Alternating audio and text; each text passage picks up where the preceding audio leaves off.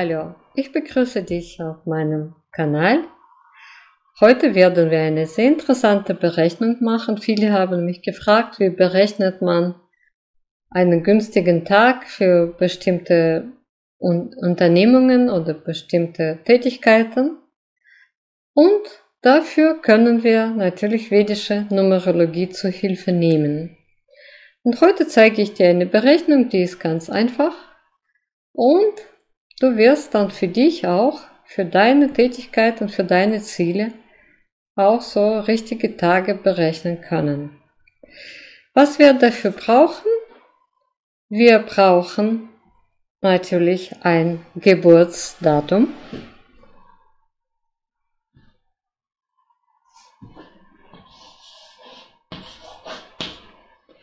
Ich nehme das Datum 04. 12.1967 ist das 7. Aber wir brauchen nur den Geburtstag und den Geburtsmonat. Das heißt, dass wir das hier gar nicht brauchen. Ja? Das Jahr brauchen wir für diese Berechnung nicht. Wir brauchen nur den Geburtstag und den Geburtsmonat. Die Berechnung passiert folgend. Wir berechnen für jeden Monat. Jeder Monat fängt mit einem Tag, mit dem Datum 1. Januar, 1. Februar, 1. März. So berechnen wir. Das heißt, wir nehmen diese zwei Zahlen, bei dir sind das deine Zahlen. Erstmals addieren wir die Zahlen 0 plus 4 plus 1 plus 2 und dann nehmen wir den ersten Tag vom Monat, welchen du berechnen möchtest. Zum Beispiel möchtest du Tage berechnen für den September, der jetzt kommt. Das heißt, zu diesen Zahlen addierst du 1. September 2004. Die ganzen Zahlen vom 1. September 2004. Das heißt plus 0 plus 1 plus 0 plus 9, ja, 1. September plus, ich gehe hier unten weiter, 2 plus 0 plus 2 plus 4. Ja, wir haben hier 1. September 2004. Das sind die Zahlen vom Monat September, der Monat, der jetzt kommt. Und wir wollen für den September jetzt günstige und ungünstige Tage berechnen. Wie schon gesagt, dein Geburtstag, dein Geburtsmonat plus alle Zahlen vom ersten Tag des Monats. 4. Dezember, 1. September 2024. Jetzt machen wir diese Berechnung. 0, okay, 0 ist 0, ja. 4, 1, 5, 7, 8, 17, 19, 21 und 4, 25. Wir haben die Zahl 25. Wir brauchen eine Zahl, die maximal groß sein darf, wie die Zahl 9, also von 1 bis 9. 25 ist größer. Wir addieren beide Zahlen zusätzlich. 2 plus 5, 7.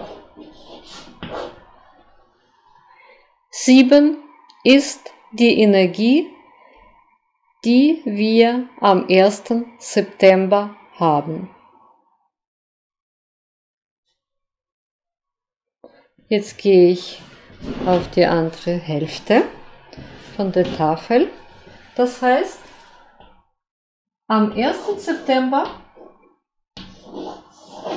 haben wir die Energie, es handelt sich um die Energie der Zahlen, Energie der Sterne, sind Symbole für die Energie, haben wir die Energie der Zahl 7. Die weitere Berechnung ist einfach. Am 2. September haben wir die Energie der Zahl 8. Am 3. September haben wir die Energie der Zahl 9. Und am 4. September fängt das Ganze neu an und nach der Zahl 9 haben wir die Energie der Zahl 1. Das bedeutet, dass wir am 5. September die Energie der Zahl 2 haben, am 6. September die Energie der Zahl 3, am 7. September Energie der Zahl 4 und so weiter bis zu der Zahl 9 und dann geht es wieder mit der Zahl 1 weiter. Und jetzt, nachdem wir diese Berechnung gemacht haben, erkläre ich dir, was diese Energien bedeuten. Manche Tage sind gut für bestimmte Tätigkeiten und nicht gut für andere Tätigkeiten und manche Tage sind Glückstage für bestimmte Tätigkeiten und nicht so gut für die anderen. Jetzt schauen wir. Wir fangen mit der Zahl 1 an. Die Zahl 1 ist eine super Energie für einen Anfang. Energie, selber handeln, etwas umsetzen. Es ist wichtig, nicht zu beachten, was die anderen sagen. Wenn die anderen an etwas zweifeln oder negativ denken, ist es hier sehr wichtig, das einfach auszublenden. Wirklich seiner eigenen Intuition folgen, Dinge umzusetzen und Projekte anfangen. Es ist auch eine gute Energie, um eine Bewerbung abzuschicken, etwas anfangen, einen Kontakt anzufragen.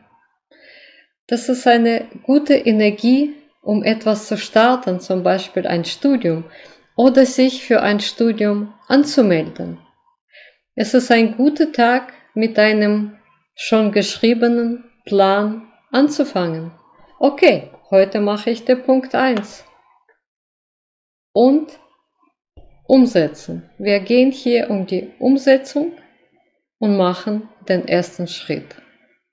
Dieser Tag ist ein Erfolgstag für diesen ersten Schritt, den wir nicht im Kopf, sondern aktiv machen. Die Zahl 2, die Energie der Zahl 2, die wir zum Beispiel am 5. September haben bei unserer Berechnung. Das ist eine ganz andere Energie. An diesem Tag macht es wenig Sinn, etwas Neues und mit so einer männlichen Energie anzufangen, sondern es ist ein Tag, stressfrei zu leben, ohne Eile. Keine wichtigen Entscheidungen treffen, es sei denn, die sind super wichtig jetzt, sondern es ist ein Tag, in dem wir uns um unsere Beziehungen kümmern, um unsere partnerschaftlichen Beziehungen oder um unsere Beziehungen zu unseren Eltern zum Beispiel. An diesem Tag ist nicht gut, irgendwelche Projekte anzufangen. Es ist eher ein Tag, um kleine Sachen aufzuräumen, etwas in Ordnung zu bringen. Die Zahl 2 will in die Balance kommen. Es ist auch eine gute Energie, sich um sich selbst zu kümmern, denn mit dieser Energie werden wir eventuell sehr emotional. Und es kann passieren, dass unsere Laune von oben nach unten geht, von unten nach oben. Wir erfahren so eine Achterbahn in unserer emotionalen Welt.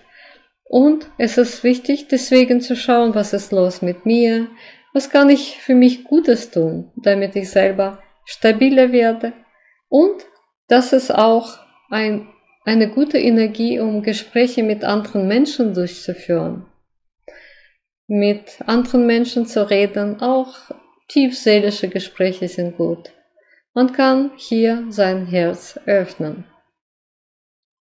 Die Zahl 3. Die Zahl 3 haben wir zum Beispiel am 6. September. Die Energie der Zahl 3 ist eine kreative Energie, kreative und auch intellektuelle Energie.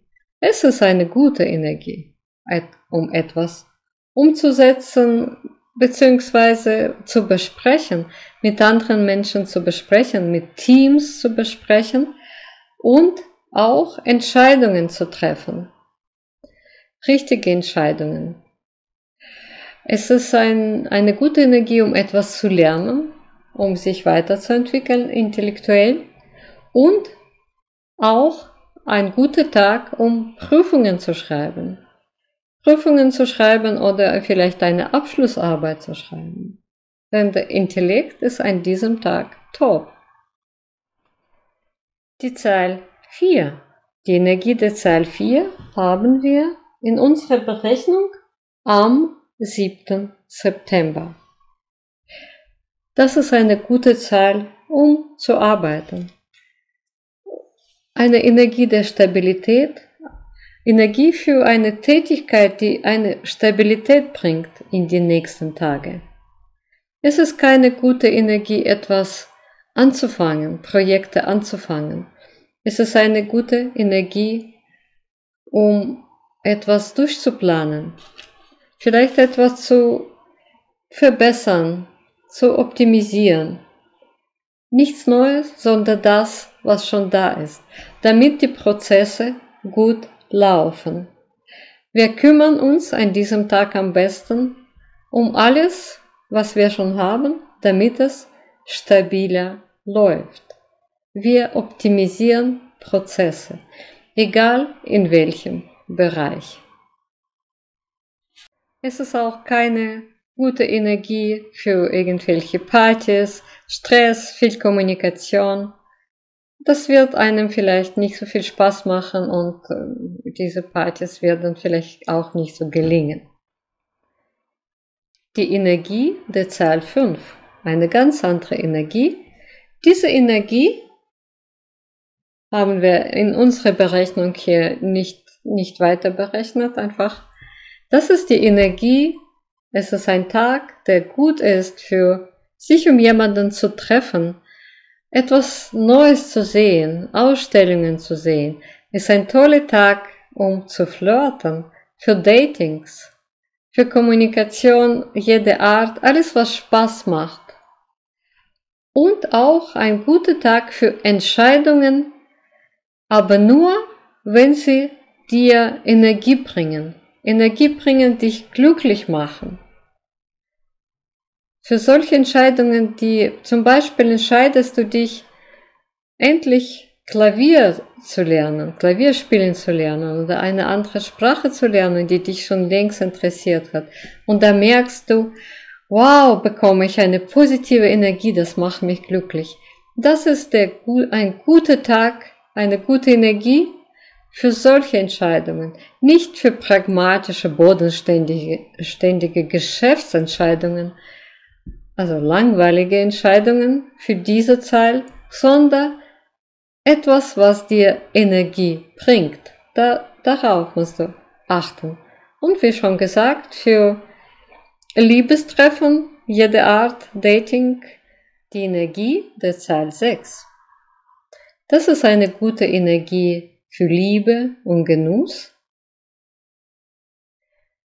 schon in einer bestehenden Partnerschaft oder in einer bestehenden Beziehung oder vielleicht mit der Zahl 5 war Dating und heute treffen wir uns mit jemandem und kümmern uns ein bisschen um diese Person. Die Zahl 6 sagt uns, dass es ein guter Tag, um anderen Liebe zu geben, auch selber Liebe zu nehmen. Ein guter Tag, sich nicht nur um den Partner, die Partnerin zu kümmern, sondern auch sich um die eigene Familie zu kümmern. Worte aussprechen, die einem gut tun. Einfach Liebe geben. Zu schauen, wer braucht jetzt ein gutes Gespräch, ein paar nette Sätze. Und das tun. Allgemein ist eine gute Energie, um ein Fundament für zwischenmenschliche Beziehungen zu erschaffen. Ein Fundament, welches auf Liebe und Genuss basiert. Die Energie der Zahl 7. Diese Energie kehrt nach innen, geht nach innen. Das ist kein guter Tag, um nach außen zu gehen, Halligalli tanzen, Flirt, sondern man sucht nach Antworten in seinem Inneren. Die Seele möchte in die Tiefe gehen, sich um sich selbst kümmern, so gesagt, um die eigene innere Welt. Ist kein guter Tag, um etwas anzufangen und richtig mit Power etwas umzusetzen, sondern man ist zwar aktiv, aber eher seelisch und es kann sein, dass die Person sich auch zurückzieht und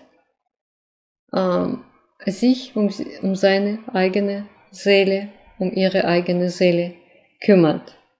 Man sucht den Kontakt zur Seele. Natürlich kann man an diesem Tag sehr erfolgreich etwas machen, was der Seele gut tut. Man kann auch was lesen über Psychologie, wie YouTube-Videos anschauen zum Beispiel, um mehr über sich selbst und vielleicht über die anderen erfahren. Es geht tatsächlich um Lösungen im persönlichen, im seelischen Bereich zu finden. Und natürlich jegliche Beschäftigung mit der inneren Welt oder auch mit der inneren Welt anderer Menschen ist an diesem Tag erfolgreich. Die Zahl 8. Die Zahl 8 bedeutet Arbeit, Investition der Kraft, Energie, Zeit. Dieser Tag kann sehr erfolgreich sein. Wichtig ist, dass man vorher schon etwas geplant hat. Denn die Zahl 8, das ist keine spontane Entscheidung, sondern es ist eine vorbereitete Entscheidung. Es ist ein guter Tag, um Projekte anzufangen, die man schon geplant hat. Verträge abzuschließen, Verträge zu unterschreiben. Ein guter Tag, Immobilien zu kaufen, zu verkaufen. Das ist ein guter Tag, etwas zu machen, was für die Zukunft gut ist. Entscheidungen, die an diesem Tag gefallen sind, bringen etwas Gutes für die Zukunft. Immobilienverträge habe ich gesagt. Es ist ein guter Tag als Anfang für große globale Projekte. Auch für solche Projekte wie zum Beispiel ein Haus zu bauen. Ein Haus ist auch ein Projekt. Und alles, was im übertragenen Sinne ein Haus bauen, ist gut erfolgreich an diesem Tag. Auch ein guter Tag, vielleicht mal etwas anzufangen, eine Tätigkeit für eine andere Firma, eine Tätigkeit, die irgendwelche Chancen bringt mit sich. Wichtig ist, dass man an diesem Tag wirklich etwas tut. Und die letzte Energie Das ist die Energie der Zahl 9. Die Energie der Zahl 9 ist eine Energie, die etwas abschließen möchte. An diesem Tag kann es auch zu Konflikten, Anspannungen kommen. Aber wir wissen, so wie in der Musik, der Septakkord und andere Akkorde, die eine Spannung in die Musik bringen, lassen sich dann auflösen wieder. Und das kreiert so was Lebendiges. Genauso hier, das, was sich jetzt anspannt, kann an diesem Tag erfolgreich aufgelöst werden. Dieser Tag ist gut, auch jemandem zu helfen. Wenn jemand an diesem Tag zu dir kommt und sagt, hey, ich brauche deine Hilfe, ist ein guter Tag, um Ja zu sagen. Hilfe diesem Menschen. Helfe diesem Menschen und auch wenn du selber vielleicht Hilfe für einen Abschluss brauchst, hol dir auch Hilfe von anderen Menschen. An diesem Tag schließen wir alles ab, was noch nicht ganz klar ist, denn am nächsten Tag kommt eine ganz andere Energie rein. Auch wichtig ist, an diesem Tag vorsichtig mit persönlichen Informationen umzugehen. Zum Beispiel bei einem Vorstellungsgespräch, falls eine an diesem Tag stattfindet, sollte man nicht zu viel über sich erzählen. Denn diese Information, man sagt, die Zahl 9 öffnet die Türen. Diese Information könnte gegen einen eingesetzt werden. Das heißt, an diesem Tag ist nicht so günstig, zu viel über sich selbst zu erzählen, sei es privat oder beruflich. Das Gleiche gilt auch an diesem Tag, sehr vorsichtig mit den Informationen anderer Menschen umzugehen, mit den Geheimnissen anderer Menschen umzugehen. Nichts verplaudern, nichts verplappern, nichts weiter erzählen. Ich hoffe, dieses Video hat dir gefallen und war eine Hilfe für dich. Jetzt kannst du für dich und für deine Kunden was berechnen. Und natürlich empfehle ich dir auch mein Buch in der vedischen Numerologie. In diesem Buch hast du alle notwendigen Informationen zu den Zahlen. Und dieses Buch gibt es jetzt in Deutsch, in Englisch und in Spanisch, falls du Freunde hast, die diese Sprachen sprechen. Ich verabschiede mich von dir. Bis zum nächsten Video. Ich wünsche dir alles Gute, genieß den Sommer. Deine Inga.